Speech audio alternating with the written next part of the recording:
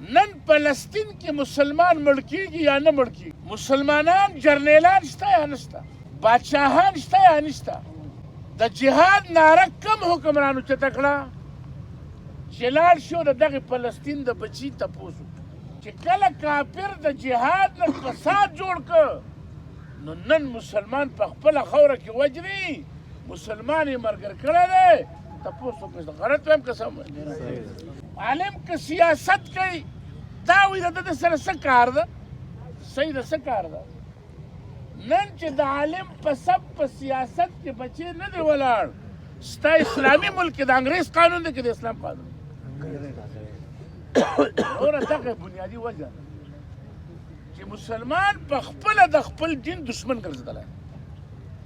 او دا د ځان دشمن دی د قبر کې څوک نه پکارېږي دا قبر زمونږ د ټولو ته ځان له به ور روان وي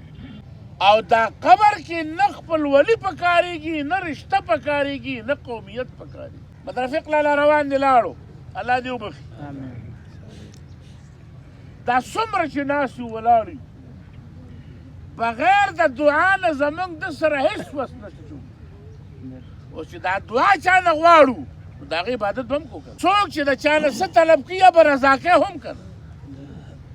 نو الله رضا کېږي په دین باندې او د الله ته خپل دین ډېر زیات ګران دی قسم په خدای دا ټول یې واورئ څوک وخت یو که نه دا ټول یې واورئ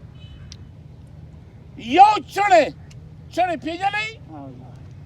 چې دا پچې غاړې تا چولي او سیده کوڅې ور وایي ډوډۍ راوړه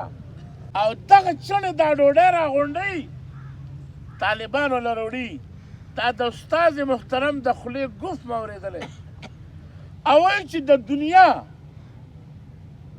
ټول اربونه خلق راغونډ کې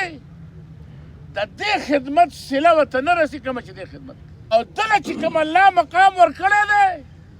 چې د دنیا ټول خانان او نوابان او بادشاهان را جمع کړي د ده منصب چې الله کوم مقرر کړی د آخرت دې ته بل نه رسي څه لپاره وتلی دین لپاره وتلی دا سوال څه لګوي دین لګوي اسلام زموږ د ټولو مشترک دی دا د ملا دی دا زموږ د ټولو مشترک دین دی دا د ملا دین نه دی قبر کې ته چې ځې دا د هر چا ذاتي دی دا دین زموږ د ټولو شریک